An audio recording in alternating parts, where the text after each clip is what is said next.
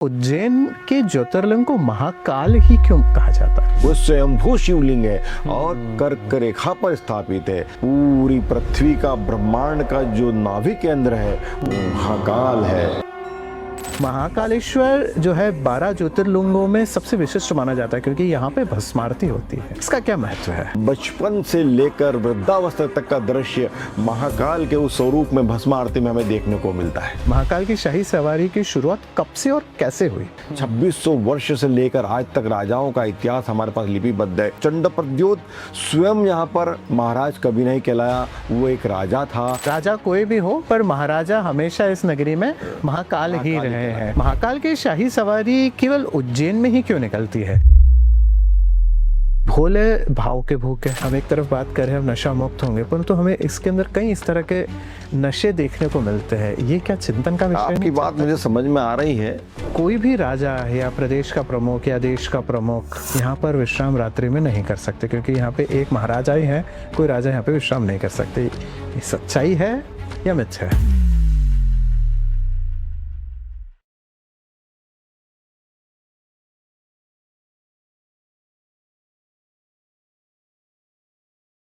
कहते हैं विश्व भर में भगवान शिव के अनेक शिवालय हैं, शिव के मंदिर हैं। भारत में अधिक मंदिर हैं, पर उन्हीं मंदिरों में कुछ विशेष मंदिर हैं जिन्हें हम ज्योतिर्लिंग कहते हैं, जो केवल पूरे भारत में 12 हैं। और उन्हीं 12 ज्योतिर्लिंग में से एक उज्जैन में स्थित महाकालेश्वर मंदिर है। महाकालेश्वर मंदिर का अपने आप में एक बहुत बड़ा इतिहास है।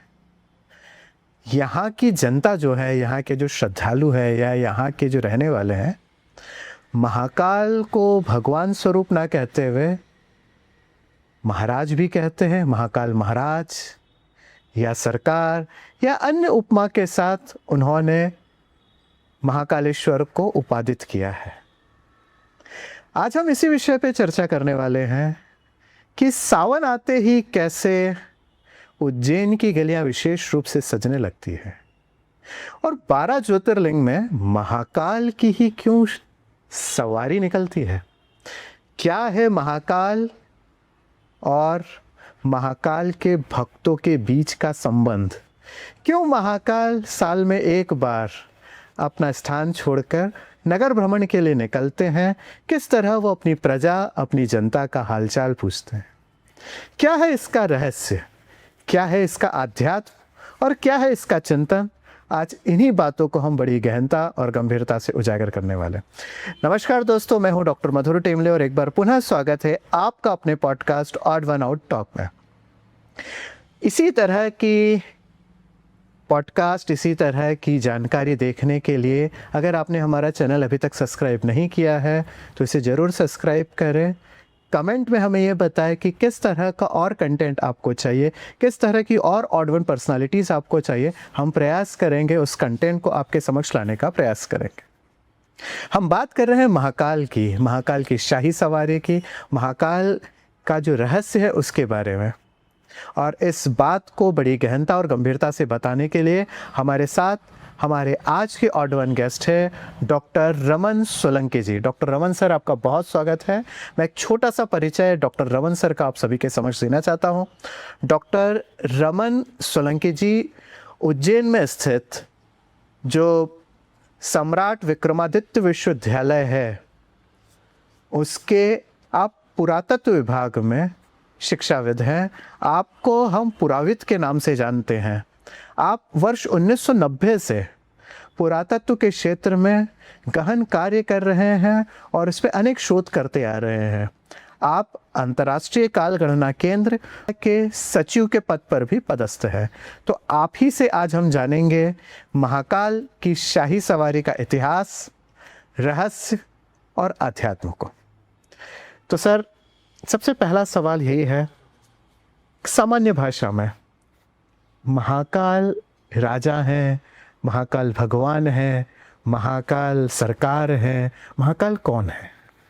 महाकाल अवंतिका नाथ है, अवंतिका के नाथ हैं। जी। ये 16 महाजनपदों का अपना अस्तित्व 2600 साल पहले हुआ करता था। जी। 6th सेंचुरी BC में जो महाजनपद अस्तित्व में हुआ करते थे, जी। उसमें अवंती महाजनपद का अपना विशेष महत्व था। जी। उसके पूर्व की कहानियां हमें पुराणोक्त मिलती हैं, जिसमें शिव की, महाकाल की बड़ी महिमा दर्शाई गई है। शिव पुराण से लेकर स्कंद पुराण का अवंती खंड की महिमा हमें देखने को मिलती है। तो ये जो पुराण कहानियां सुनाते हैं, उसमें अनेक असुरों का वध महाकाल के हस्त हुआ है। इसलिए ये महाराज अवंतिका नाथ कहलाए हैं, और अवंतिका नाथ इसलिए कि ये महत्वपूर्ण शासक रहे हैं। इन्होंने असुरों का नाश किया है, दुश्मनों का नाश किया है, और यज्ञों की आहुतियों को प्रज्वलित किया है, और साधु संतों का संरक्षण किया है। ऐसे ये महाराजा हैं। साधु संतों का संरक्षण किया है, ऐसे महाकाल है। तो प्रश्न ये आता है कि शिव और महाकाल, इनमें अंतर क्या है? शिव नाम से समझ में आता मानव आकृति होगी जी। महाकाल अपने आप में लिंगाकार स्वरूप समझ में आता है। तो शिव हमें पुराणों में देखने को मिलते हैं। शिव की आकृति पुराणों के माध्यम से हमारे बीच में ये मानव के रूप में दिखाई देते हैं। जटाजूट है, सर्फमाला लिए हुए हैं, श्रृंगेरी है, और हाथ में त्रिशूल लिए हुए हैं, कटी मेखल धारण किए हुए हैं, शेर की जो खाल अपने ऊपर ओढ़े हुए हैं, और इस प्रकार का जो स्वरूप भस्म रमाए हुए हैं, वो शिव का अवतार स्वरूप हमें महाकाल का अवतार स्वरूप में दिखाई देता है। महाकाल के अवतार स्वरूप में दिखते हैं, और इस तरह ये महाकाल होते हैं।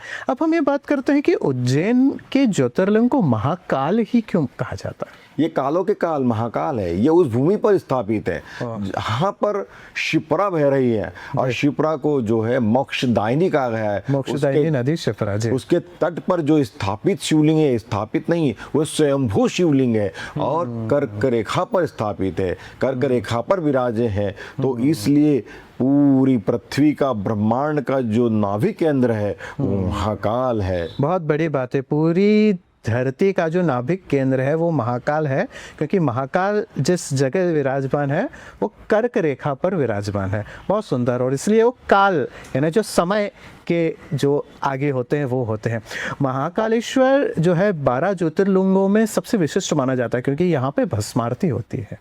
इसका क्या महत्व है? भस्मारती का अपना विशेष महत्व तो है ही, क्योंकि कालों की काल महाकाल समय को निर्धारित करते हैं। तो सूर्य उदय का समय और सूर्य अस्त होने का समय महाकाल से निर्धारित होता है। अति प्राचीन काल से अगर विश्व की कालगणना कहीं से की जाती थी तो महाकाल से की जाती थी। और जिस समय सूर्य उदय होता है प्रातः 4 बजे, उस समय भस्म आरती प्रारंभ की जाती है। भस्म रमैया, इसलिए इनको रमैया कहा गया है कि भस्म पहले चढ़ती है, और चढ़ने के बाद वो विशाल महाराज के स्वरूप में दिखाई देते हैं, और पुनः मानव आकृति, जैसे बचपन से लेकर वृद्धावस्था तक का दृश्य महाकाल के उस स्वरूप में भस्म आरती में हमें देखने को मिलता है। जी, ये बड़ी सुंदर बात बताई है। यानी बचपन से लेके वृद्धा अवस्था तक का जो वर्णन है हमें इस श्रृंगार में हमको देखने को मिलता है। बहुत सुंदर। अब आपसे जानना चाहते हैं, महाकाल की सवारी जो है, इसका इतिहास क्या है? महाकाल की शाही सवारी की शुरुआत कब से और कैसे हुई? इसके पुरातात्विक साक्ष्य अलग अलग दृष्टि से मिलते हैं। महत्वपूर्ण बात आती है पुरातात्विक साक्ष्य की। जब तक हमें पुरातात्विक साक्ष्य नहीं मिलते हैं तब तक उस बात पर कोई आधार नहीं होता। किंतु भारत भूमि है, सनातनी परंपरा है, हमारे जो वेद पुराण, आरण्यक, ब्रह्म, मनुस्मृतियाँ जो कहती, आरण्यक के ब्राह्मण ग्रंथ जो कहते हैं वो हम स्वीकार करते हैं। तो हमें पुराणों में इसकी कहानियाँ, जो किंवदंतियाँ हैं, जो आख्यान है, वो सब दिखाई देते हैं कि 6th सेंचुरी BC में जो उज्जैन का शासक चंड प्रद्योत था, वो महाकाल के श्रावण महोत्सव में उत्सव मनाया करता था। और उस समय अपने महाकाल जो है महाराजा के रूप में जो भी शासक उज्जैन में रहा, क्योंकि हमें चंड प्रद्योत के काल से लिपिबद्ध इतिहास मिलता है। 2600 वर्ष से लेकर आज तक राजाओं का इतिहास हमारे पास लिपिबद्ध है। तो चंड प्रद्योत स्वयं यहाँ पर महाराज कभी नहीं कहलाया, वो एक राजा था, और महाराजा महाकाल हुआ। महाराजा महाकाल हुआ। राजा कोई भी हो, पर महाराजा हमेशा इस नगरी में महाकाल ही रहे हैं। बहुत सुंदर। महाकाल की शाही सवारी केवल उज्जैन में ही क्यों निकलती है? ऐसा भी इसलिए है कि महाराज जब निकलते हैं तो शाही रूप से निकलते हैं, उनके आगे चौबदार चलते हैं, कावड़िया चलते हैं, उनको जो हर समाज के लोग उनकी पालकी को उठाकर चलते हैं। नाई समाज का व्यक्ति जो है कि उनकी जो वो प्रज्वलित की हुई भस्मी को लेकर, अग्नि को लेकर, प्रज्वलित अग्नि को लेकर चलता है। जोबदार पीछे छत्र लेकर चलता है। एक पूरा सिस्टम बना हुआ है कि महाकाल की, जैसे जो राजाओं के जब भ्रमण का जब समय आता था और भ्रमण पर निकलते तो उनका एक सिस्टम होता था, कौन कौन लोग साथ चलेंगे। जैसा महाराज का अपना सिस्टम है, उस प्रकार से महाराज के साथ चलने वाले लोग कौन होंगे। इसलिए इसमें मध्य प्रदेश शासन भी इन्वॉल्व हो जाता है और अपना जो राजकीय बैंड है, वो बैंड, जो पुलिस का बैंड है, वो बैंड आगे आगे चलता है और पूरा महाकाल की सवारी जो है कि जनता के द्वारा तो निकाली जाती है, शासन स्वयं इसके अंदर इन्वॉल्व होता है और वो उसको निकालता है। बहुत सुंदर। अब ये आपसे जानना चाहते हैं कि आजकल जो सवारी है, महाकाल की सवारी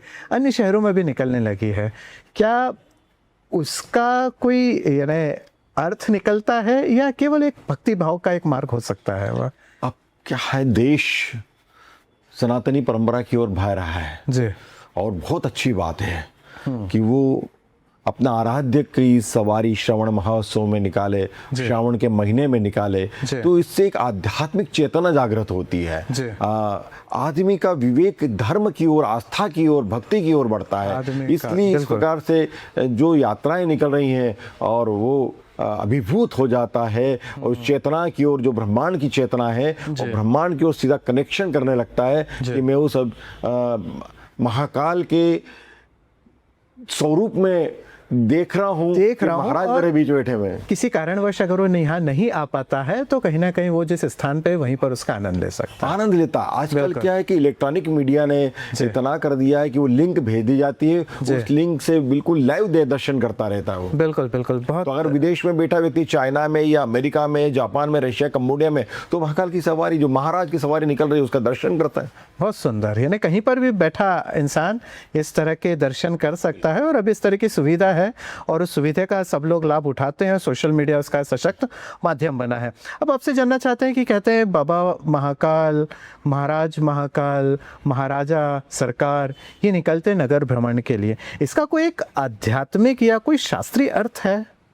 आध्यात्मिक चेतना बड़ी बात है। महाराज निकाल रहे हैं तो व्यक्ति जहाँ भी खड़ा है उसको ये आभास नहीं है कि मैं भीड़ में खड़ा हूँ, मेरे जूतों का क्या होगा। वो पैर की अपनी वाना को, यानी जूते को निकाल कर ही प्रणाम करता है। जिस प्रकार से राजाओं के काल में राजा भ्रमण पर निकलते थे तो जनता खड़ी होती थी, जूते निकालकर उनको प्रणाम करती थी। तो महाराजा की सवारी निकलती, उतना ही सम्मान महाराजा को दिया जाता है जितना वो देने की क्षमता रखता है। पूरा भाव विभोर होकर अपना सम्मान नतमस्तक हो जाता है व्यक्ति और महाराज की सवारी को सम्मान प्रदान करता है। महाराज की सवारी को सम्मान प्रदान करता है और मन से भाव निकलता है जब वो सवारी निकलती है। और इसके अंदर एक चीज़ और देखने को मिले, जिस तरह आपने कुछ उदाहरण दिए, इससे सामाजिक समरसता का सबसे बड़ा उदाहरण है। और हम ये कहते हैं कि हमारे यहाँ हम जो वर्णों में बट गए हैं तो ये कहीं नज़र नहीं आता, क्योंकि इनकी जो सवारी है इसके अंदर अलग अलग तरह के नृत्य भी होते हैं, यानी कहना चाहिए भूत प्रेत पिशाच, धार्मिक अधार्मिक, जितने तरह के जो लोग होते हैं वो इनकी सवारी के अंदर मौजूद होते हैं। और यानी इसलिए जो महाकाल हैं वो पशु के पति है, पशुपति नाथ हैं, यानी जिन्होंने पशुओं को भी अपना नाथ बना लिया, ऐसे पशुपतिनाथ, ऐसे महाकाल है। बहुत सुंदर। अब आपसे जानना चाहते हैं ये सावन माह का क्या महत्व है? महाकाल महाराज की जो सवारी सावन माह में ही क्यों निकलती है? ये 12 महीने जो हमारे सामने जनवरी, फरवरी, मार्च, अप्रैल, मई, जून, जुलाई, अगस्त, सितंबर, अक्टूबर, नवंबर, दिसंबर जो आता है, ये अंग्रेजों के द्वारा हमारे बीच में प्रस्तुत हुआ जी, किंतु हमारे बीच में जो भारतीय परंपरा में, भारतीय काल गणना में श्रावण, भादो, कुंवर, कार्तिक, अगन, पोष, ये जो हमारे बीच में आते हैं, इन सबका अपना प्राकृतिक महत्व है। चैत्र से लेके फागुन तक, चैत्र से लेके फागुन तक, तो इनका अपना प्राकृतिक महत्व है। उसी हिसाब से 4 ऋतुएं हमारे बीच में आती हैं, ऋतुओं का विभक्त होता है। तो श्रावण उल्लास का, आनंद का माह होता है। तो इसमें सभी समाज के लोग आनंद की ओर, यानी कि हम ये नहीं कह सकते कि किस समाज का व्यक्ति या सनातनी व्यक्ति आनंद कर रहा है, सभी समाज के सभी धर्म के लोग एकजुट होकर सभी प्रकार के, चाहे वो व्यंजनों का आनंद ले रहा हो या प्राकृतिक आनंद ले रहा हो या आध्यात्मिक आनंद ले रहा हो या सामाजिक समरसता की जो बात आती है उसके आनंद ले रहा हो, कुटुंब प्रबंधन की बात कर रहा है, सारा कुटुंब इकट्ठा होता है और इसमें उत्सव मनाए जाते हैं। गली मोहल्ले की आपने चर्चा की, गली मोहल्ले में क्यों मनाया जाता है, तो कुटुंब प्रबंधन की बात हमारी आती है कि सारा परिवार एकत्रित होकर श्रावण मास के सोमवार के दिन एक साथ भोजन करेंगे, ये बात होती है। और उस दिन भगवान का रुद्राभिषेक करेंगे, रुद्री अभिषेक करेंगे और फिर पूजा पाठ करने के उपरांत भोजन करेंगे। बहुत सुंदर। यानी इस माह का, यानी कहना चाहिए इसका माह जुलाई या अगस्त से नहीं है, इसका जो महत्व है वो श्रावण से है, जब जो कहना चाहिए बादल होते हैं और कहना चाहिए बारिश होती है और बारिश का आनंद कहते हैं सबसे बड़ा महत्वपूर्ण आनंद रहता है और बहुत आनंदी आनंद जिसे कहते हैं। और उसी आनंद में जब महाकाल निकलते हैं तो सब एक हो जाते हैं, यहाँ पे कोई दूजा नहीं होता है, सब एक ही हो जाते हैं, सब महाकाल के भक्त हैं, कोई बड़ा नहीं है, कोई छोटा नहीं है, कोई ऊंचा नहीं है, कोई नीचा नहीं है। तो ये बहुत बड़ी कहना चाहिए सनातन की जो सीख है कि सब एक है, कोई दो नहीं है। बहुत सुंदर। अब आपसे जानना चाहते हैं, सावन में जो कावड़ियाँ निकलते हैं, बड़ी मेहनत करते हैं, एक स्थान से दूसरे स्थान जाते हैं, कई 100 किलोमीटर की जो है वो यात्रा करते हैं, तो सावन में इसका क्या महत्व हो जाता है कि एक नदी या एक ज्योतिर्लिंग से जल उठाते हैं, दूसरे ज्योतिर्लिंग जाना, इसका क्या महत्व हो जाता है? धार्मिक महत्व है। आदि शंकराचार्य जी के समय से सभी तीर्थों पर जाने का अपना महत्व रहा है। विशेष करके दक्षिण का व्यक्ति पश्चिम में, पश्चिम का व्यक्ति पूर्व में, पूर्व का व्यक्ति पश्चिम में, इस प्रकार चारों दिशाओं में पूरा पश्चिम उत्तर दक्षिण का जो बंदा है, पूर्व में रहने वाला पश्चिम में जाएगा, पश्चिम में रहने वाला पूर्व में जाएगा, उत्तर में रहने वाला दक्षिण में जाएगा।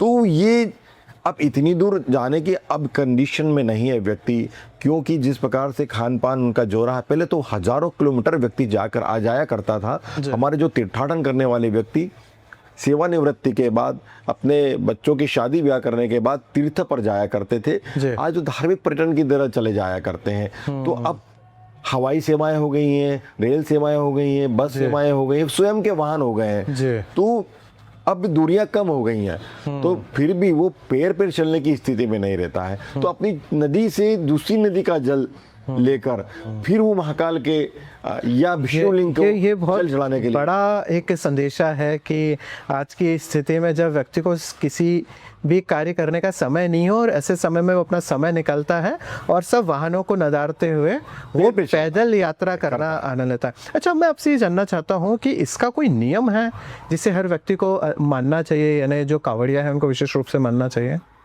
कुछ लोग मन्नत करते हैं, कुछ लोग शौक से चलते हैं, कुछ लोग आस्था से चलते हैं। दो बातें होती है, तीन मित्र हैं तो तीनों के अलग अलग विचारधारा है। एक ने अपने लिए मन्नत कर रखी थी कि मैं, मेरा यह कार्य पूरा होगा तो मैं कावड़ लेकर चलूंगा और जलाभिषेक करूंगा। दूसरे ने कहा नहीं, मैं तेरे साथ चलूंगा, मैं शौक से आपके साथ चलूंगा, उसका शौक। तीसरा धार्मिक दृष्टि से आस्था से चलता है कि मैं बाबा का श्रृंगार करूंगा, मैं बाबा को जल अर्पित करूंगा, नर्मदा मैया का लेकर, शिप्रा मैया का लेकर ओंकारेश्वर जाऊंगा और नर्मदा मैया का लेकर महाकालेश्वर आऊंगा। तो इसी आस्था का केंद्र है शिवलिंग।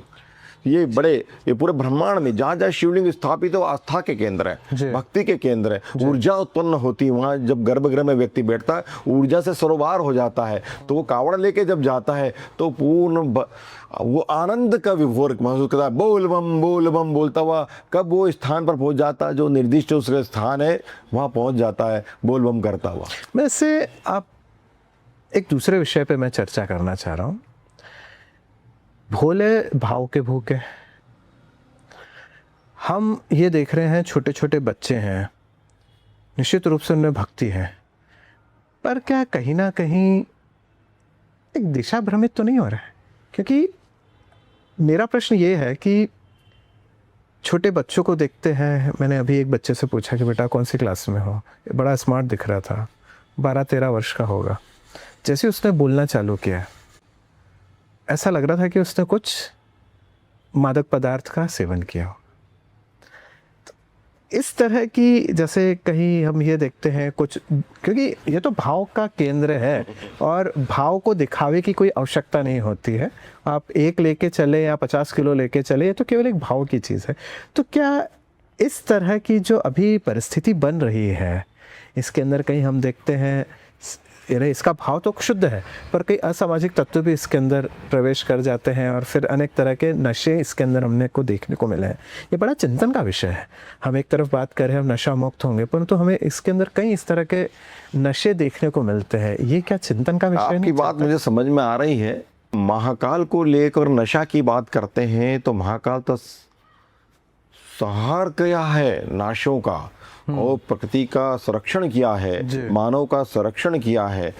तो नशे को ग्रहण कर लिया है, विष पान कर लिया, धतूरा पान कर लिया है, भांग पान कर लिया। अब ये सब चीजों को लेकर तस्कर इन्वॉल्व हो जाते हैं कि आप कहीं पर भी श्रावण मास में महाकाल के दर्शन करने जा रहे हैं, शिव के दर्शन करना चाह रहे हैं, शिवलिंग के दर्शन करने जा रहे हैं, तो भांग का श्रृंगार करके भांग का वितरण करना, उसमें भांग का वितरण करना, भांग बिकती है, तस्कर इन्वॉल्व हो जाते हैं, ठेकेदार इन्वॉल्व हो जाते हैं। इस सारी चीज़ों को लेकर, ड्रग्स को लेकर माननीय प्रधानमंत्री हमारे नरेंद्र मोदी जी ने एक पूरा विश्वव्यापी जो आंदोलन चल रहा है उसमें इन्वॉल्व हुए और भारत के अंदर ही सर्वाधिक तरीके से घर घर नशा मुक्ति आंदोलन चलाया है। और हमारे माननीय मुख्यमंत्री डॉक्टर मोहन यादव जी इन्वॉल्व हुए हैं और पूरे मध्य प्रदेश में नशा मुक्ति आंदोलन को लेकर राष्ट्रीय सेवा योजना, एनसीसी कैडेट कोर जो है और सामाजिक संस्थाएं, इन सबको एकत्रित करके घर घर आंदोलन चलाया जा रहा है नशा मुक्ति का।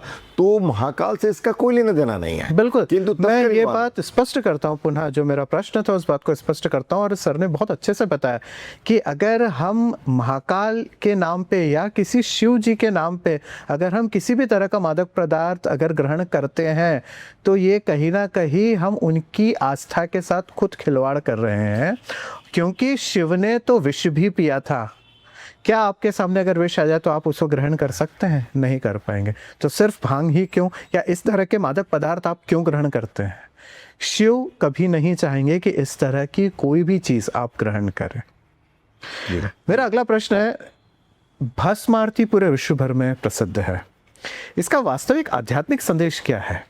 4 बजे होती है और लंबी लाइन लगती है, अलग अलग तरीके से लोग उसको देखते हैं। आपका प्रश्न तो अभी आया, इसके पूर्व में इसको जिक्र कर चुका हूं कि कालों के काल महाकाल है और काल निर्धारण पूरे विश्व का उज्जैन से होता था। तो प्रातः हमारी 4 बजे होती है, जब भगवान इस सृष्टि पर अपनी आंख खोलते हैं और सृष्टि का उदय होते कि सूर्य उदय होता है, तो उज्जैन से उसकी दृष्टि पूरे विश्व पर पड़ती है। और जो हमारे हाथ में घड़ी पहनी हुई होती है उसका निर्धारण उज्जैन से होता है। तो भस्म यानी कि बचपन की अवस्था, यानी बाल्यकाल की अवस्था से लेकर वृद्धावस्था तक की दृष्टि हमें भस्म आरती में देखने को मिलती है। तो ये दृष्टि हमें भस्म, इसलिए भस्म सिर्फ और सिर्फ महाकाल महाराज को चढ़ाई जाती है। महाकाल महाराज कालों के काल है, बिल्कुल काल के देवता इसमें क्या ये मिथ है या सच्चाई है? ये कैसे कहना चाहिए कि किसी चिता की ही भस्मी लगती है? ये इसके पीछे सत्य क्या है और मिथ क्या है? नहीं, शमशान के देवता है महाकाल जी। जागृत यहाँ का जो शमशान है उसको चक्र तीर्थ कहा जाता है। उसको लेकर पौराणिक आख्यान है, महाभारत के लिए आख्यान है, कर्ण को लेकर आख्यान है, कृष्ण को लेकर आख्यान है। इस आख्यान की विशेष बात यह है कि ऊसर भूमि है, शिप्रा का तट है और इन सब चीजों को लेकर महाकाल का वास है, शक्ति पीठ है। और इन सब चीजों को लेकर उज्जैन का जो चक्र तीर्थ है, जागृत चक्र 24 घंटे चलायमान स्थिति का तीर्थ है, जहाँ पर शमशान जागृत रहता है, हमेशा चलता रहता है। तो उसकी जो भस्म है यह इसलिए कि ये दक्षिणापथ पर है, दक्षिणापथ पर है और इसलिए जो चिता की जो भस्मी होती है वो ही महाकाल को चढ़ाई जाती है। ठीक है, ये कंसेप्ट बहुत लोगों को था कि वास्तविकता में वही होता है या कुछ और होता है। अब मेरा दूसरा प्रश्न अब ये है कि ये मिथ है या सच्चाई है? कोई भी राजा या प्रदेश का प्रमुख या देश का प्रमुख, प्रधानमंत्री या राष्ट्रपति या मुख्यमंत्री यहाँ पर विश्राम रात्रि में नहीं कर सकते, क्योंकि यहाँ पे एक महाराजा ही है, कोई राजा यहाँ पे विश्राम नहीं कर सकते। ये सच्चाई है या मिथ है? ये सब बातें मन के द्वारा बनाई गई हुई हैं। महाराजा तो महाराजा हैं, वो तो आपके संरक्षण के लिए हैं, आपको क्यों नहीं उज्जैन में रहने देंगे?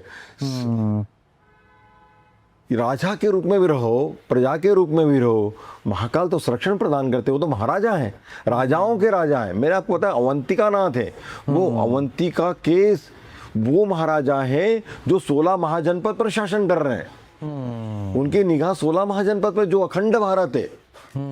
अखंड भारत की कल्पना कीजिए आप, तो आपको समझ में आएगा कि अवंतिका नाथ कहाँ का अपनी दृष्टि डाले हुए हैं और यहाँ पर सब विश्राम कर सकते हैं। किंतु हमारे माननीय मुख्यमंत्री डॉक्टर मोहन यादव जी ने इस मिथक को तोड़ा है। इस मिथक को तोड़ा है, बड़ी गहरी बात कही, क्योंकि मुख्यमंत्री ही मध्य प्रदेश के जो है वो उज्जैन से आते हैं और वो रुकते हैं यहाँ पे, बिल्कुल निश्चित रूप से। तो ये एक तरह का मिथ है। महाकाल एक शायद उनका एक स्टेटमेंट भी मैंने सुना था कि भाई हम सब तो सेवक है, वो महाकाल है, हमको जरूर जनता ने जनता का प्रमुख बना दिया, पर हम महाकाल के तो सेवक ही है। बिल्कुल बिल्कुल। अब मैं आपसे जानना चाहता हूँ कि जो सवारी के दौरान जो भक्त कहता ना, कोई भाव विभोर हो जाता है, कोई केवल भावनात्मक रूप से शिव को देखते हैं, तो इसके पीछे क्या नीति चलती है या इसके पीछे क्या भाव रहता है लोगों का? एक तो भक्ति भाव है ही, आस्था का केंद्र महाकाल है। तो जब महाराज की सवारी में व्यक्ति निकलता है तो भाव विभोर होना स्वाभाविक हो जाता है। वो जो परिदृश्य देखता है, मनुष्य माने अगर परिवार में, समाज में, कुटुंब में भी कोई कार्यक्रम होता है तो वो सराबोर हो जाता है उस तात्कालिक स्थिति का। तो ये तात्कालिक स्थिति होती है जिसके सरोबार होकर, जिसमें रम कर, जिसके भाव में बहकर वो उस प्रकार। और ऐसे समय जब वर्षा हो जाती है तो उसका जो आनंद है, उसका उल्लास है और बढ़ जाता है। अब मैं आपसे जानना चाहता हूँ, महाकाल जो सवारी का मार्ग होता है वो एक विशेष मार्ग है, तो क्या उस मार्ग का भी कोई एक आध्यात्मिक कोई महत्व है या ऐसे ही कोई रूट बना दिया गया है? ये सिंधिया राजवंश के काल में जब सवारी महाराज की निकलती थी तो जो मार्ग हुआ करते थे उज्जैन के, उन्हीं मार्गों पर निकलती थी। उज्जैन गोपाल मंदिर, कार्तिक चौक, दानी गेट के आसपास ही हुआ करती थी, तो उसी रास्ते से सवारी निकलती थी। तो आज भी जो रास्ता है वो सिंधिया काल में, यानी कि महाराजा सिंधिया के समय जो सवारी निकलती थी, जिन मार्गों से निकलती थी, वो मार्ग आज भी ही है। तो वही मार्ग है, उस मार्ग के अंदर कोई परिवर्तन नहीं किया गया है। ठीक है। अब मेरा आपसे एक प्रश्न है जो समानता वाला प्रश्न होता है, यानी कि एक बहुत बड़ी सवारी निकलती है जिन्हें भगवान जगन्नाथ की जो पूरी में निकलती है, जगन्नाथपुरी में निकलती है, उसमें और शिव जी की जो सवारी है, इसमें क्या समानता है या इन दोनों में क्या साफ संदेश है? शिव वैष्णव की अपनी चर्चा अलग ही होती है। पुराणोत्तम विष्णु धर्म उत्तर पुराण अलग बात करता है, शिव पुराण अलग बात करता है। ये सनातनी परंपरा के अपने घटक हुआ करते हैं। तो वैष्णव परंपरा की दृष्टि से जगन्नाथ की यात्रा निकलती है, शिव परंपरा की दृष्टि से महाराज की सवारी निकलती है, महाकाल महाराज की सवारी निकलती है। इसमें समरसता का भाव हमें दिखाई देता है, चाहे वो शिव का हो, चाहे वैष्णव का हो, चाहे शक्त का हो, चाहे गणपत्य का हो। ये सब समरसता की बात करते हैं। सभी समाज के, सभी धर्म के लोग मिलकर सवारी निकालते हैं, चाहे वो रथ यात्रा निकालते हो, सभी इसको रथ को खींचते हैं और सवारी निकलते हैं, सभी नाचते गाते निकलते हैं। नहीं, एक तरह से उत्सव है, एक समरसता का संदेश है कि पुनः कि कोई दो नहीं है, सब एक है, कोई बड़ा नहीं, कोई छोटा नहीं, बिल्कुल। और सब में उत्साह रहता है उसको टच करने का, उस रथ को टच करने का एक अपने आप में एक वो रहता है, और वो सौभाग्यशाली मानता है जब उसको रथ के स्पर्श कर लेता है रस्से से, या महाकाल की सवारी पर कंधा लगाने पहुंच जाता है। किस्मत से अगर उसने पालकी को हाथ भी लगा लिया तो अपने आप में सौभाग्यशाली समझता है। मैं अब आपसे ये जानना चाहता हूँ, वर्तमान परिस्थिति जो है जिसके अंदर युवा पीढ़ी जेनजी जो है वो बहुत बढ़ चढ़ के इन सब चीज़ों में हिस्सा ले रही है। युवा जो है महाकाल की सवारी को सोशल मीडिया में एक इवेंट या कंटेंट के तौर पे उपयोग करते हैं। तो श्रद्धा और प्रदर्शन, इन दोनों को आप कैसे देखते हैं? इसमें दो बातें हैं जी। तात्कालिक स्थिति इसमें प्रमुख है जी। जनसंख्या विस्तार हो चुका है, हम प्राचीनता की ओर जाते हैं, तो हर समाज के लोग महाकाल की सवारी लेकर निकलते थे, महाराज दर्शन देते थे और सवारी वापस से महाकाल, शिप्रा के तट पर आरती होती तो महाकाल वापस आ जाती थी। आज जनसंख्या विस्तार हो चुका है, पंडे पुजारियों के साथ में, सेवकों के साथ में जनता इन्वॉल्व हो गई। क्योंकि संख्या हमारी अत्यधिक हो गई जी। है। तो उस रेशियो में, आज के रेशियो में परिवर्तन आया है। तो इलेक्ट्रॉनिक मीडिया हमारे बीच में आ गया है, इलेक्ट्रॉनिक मीडिया हमारे बीच आ गया है और उन्होंने जो है उसका प्रदर्शन स्वरूप जो है और स्वरूप है थोड़ा सा परिवर्तित हो गया। यदि कोई व्यक्ति या कोई युवा खासकर पहली बार महाकाल की सवारी देखने जाता है या उसकी इच्छा है, जिस तरह का हम लोग देखते हैं सोशल मीडिया में उसकी बड़ी रुचि रहती है, तो उसे अंतस्मन के भाव को किस तरह शुद्ध करना चाहिए आने से पहले, कि भाई मैं इस भाव से जाऊंगा और सवारी में शामिल होऊंगा, क्या होना चाहिए उसका भाव? आत्मिक शुद्धि, यानी कि वो धार्मिक आस्था को लेकर आए कि मैं जिस महाराज के दर्शन करने जा रहा हूँ, मेरा आराध्य है, मैं आराध्य के दर्शन करने जा रहा हूँ। तो अगर भाव और उसकी आत्मिक शुद्धि होगी तो वो उस भाव को यहाँ पर व्यक्त कर पाएगा। अगर उसके मन में ये होगा कि मैं तो जेब कटने जा रहा हूँ, तो उसका दृष्टिकोण बदल जाएगा। मैं तो जो है कि वहाँ पर शौक से जा रहा हूँ, तो उसकी दृष्टि अलग होगी।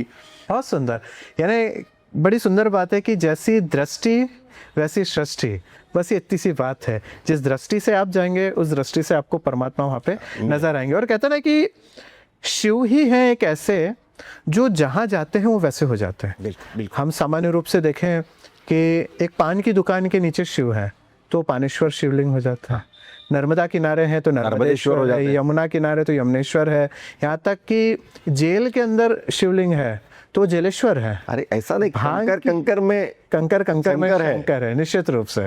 तो जहाँ जाते हैं शिव वहाँ वैसे हो जाते हैं, और जिस भाव से आप शिव को देखोगे शिव भी आपको उसी भाव में नजर आएंगे। बहुत सुंदर।